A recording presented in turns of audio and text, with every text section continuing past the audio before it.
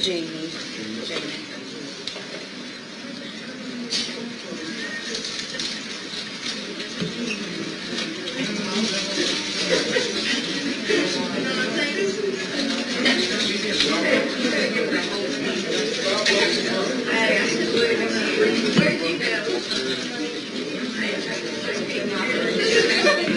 Best construction.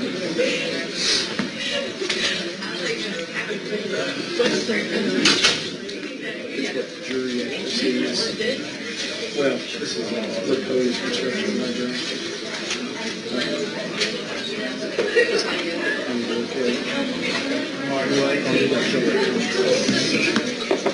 Kim, is your still on? No, I took it off. Okay.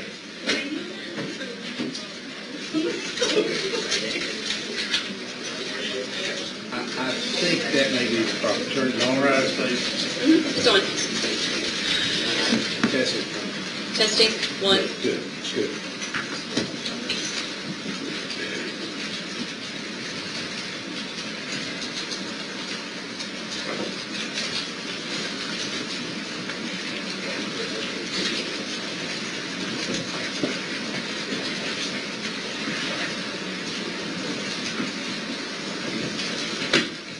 All right, all 14 have returned into open court. Waive the call, Kim. Come with wait to call, Your Honor. Danny? Yes, sir. All right. Thank you all for being back. You may continue with Detective Hughes. All right. Detective, I believe that concluded the interview portion of what we'll call the second interaction with Kaylee Whitehall. Yes, ma'am. Is that correct? The Yes, first interaction was just a little bit earlier the same evening, and then you allowed her to change clothes, and then that's when the second interview started. Is that correct? That's correct. Right. Now, the first time she talked to you, what did she tell you happened? Before the processing? Before processing. Before the processing, she was very hysterical, and what I was doing at that point in time was just trying to calm her down, try to build rapport, gain trust, and just get her to calm down so we could have an interview. So you primarily focused on the second interview on asking her more detailed questions, I guess. That's correct. All right. Now, the second interview starts, she's changed clothes, and you have an opportunity to talk to her again. What does she tell you happened? She describes her getting off work just a little bit late, coming home, and she said Houston was upset because she come home late. When she come home, they began to argue. After the argument started, they went into the garage or the downstairs area where it became physical. She states that she fell down or she was pushed down. He was trying to pull her back in, and she kicked him in the chest trying to get away. Then she describes being in a headlock. After they were broken up from that point, the arguing moved into the other part of the house, into the kitchen area. She describes at that point that she was again placed in a headlock, and that she tried to throw some kind of a glass object behind her, and then she grabbed a knife and then went a motion like this and stated that's when she believes she stabbed Mr. Johnson. So in this statement, she tells you that she's in the kitchen when she stabs Houston. That's correct. And she tells you she's in a headlock or being something. What's happening at the time she stabs him? Yes, I tried to really slow it down during that part of the interview to understand, because at this point in time I had not been to the scene yet. So I'm trying to put a puzzle together, more or less,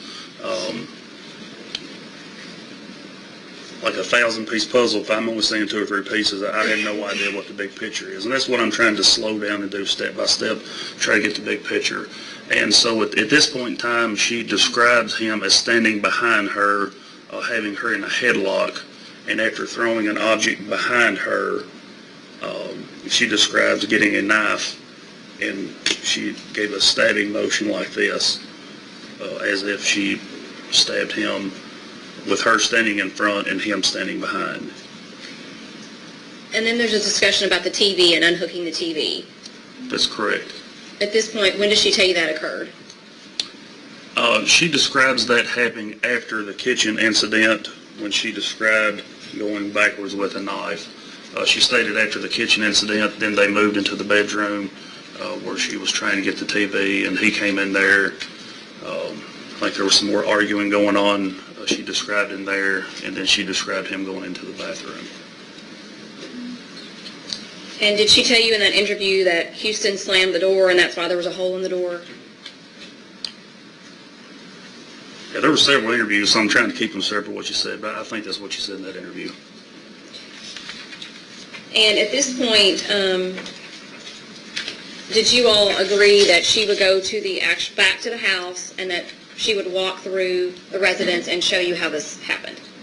That's correct. During this interview, Detective Franks had actually taken Dennis and Brittany to the residence and were conducting their walkthroughs.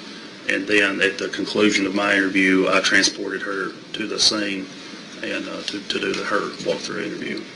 Your Honor, at this juncture, the Commonwealth will request to play the scene walkthrough. Yes, ma'am. Objection. Yes, ma'am. Treated as authenticated, didn't he? Yes, Your Honor.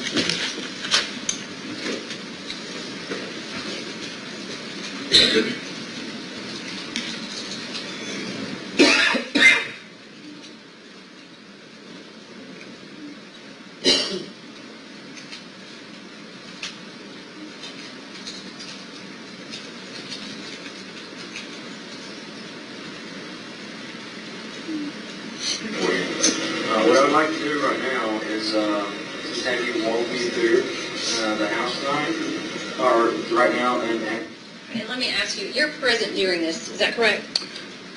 That's correct. Detective Franks had spoke with others during the walkthrough just for consistency, and he knew what the others had said. At this point, I didn't, so I let him do the narration, and I was standing behind Detective Maris, who had the camera. All right, thank you. and kind of walk me through the sequence of events that happened. Okay, that way we better understand. Right before we go in, if you could, you already got it in? Okay, awesome. So I'm going to follow you, and you lead the way and kind of walk and talk me through this, okay?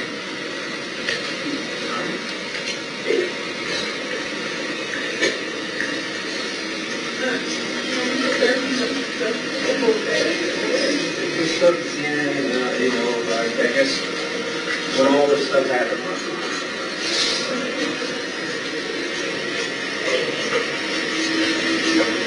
I wasn't here, so.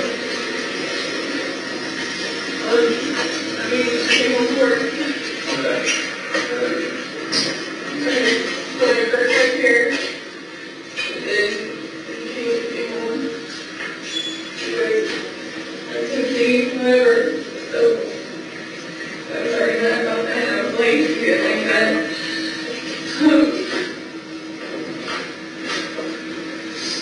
So, Brittany and Matt were supposed to come over, so we started our conversation here. And I told him that we're going to be next to me. It was not clear. I got because the priest, I don't know if he told you that I was leaving him. And so we stayed in the kitchen, talking. It was great. You know, we're supposed to see her dad and went to the bathroom, and I don't know if he went back home or not, but his whole demeanor changed and started just getting aggressive, pulling hair, holding him in a headlock, and Brittany and I were like, stop. Went downstairs, started fighting, he got in another headlock and fell on the floor, so I pushed him and I laid off and crawled up the steps. I don't mean to interrupt you. Yeah. Well, walk me through, show me where this stuff happens. I guess kind of in order as it happens.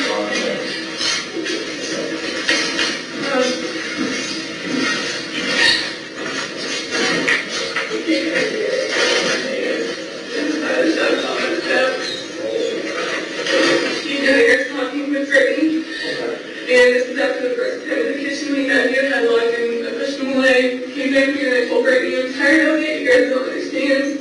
So she's like, it's okay. So he came down grabbed me and he was like, you want to fucking complain about everything and tell everyone everything so you can fuck out.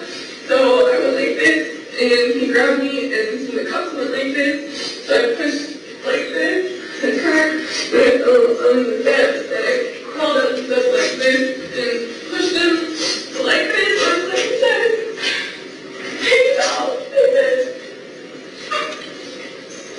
I'm sorry. I'm scared.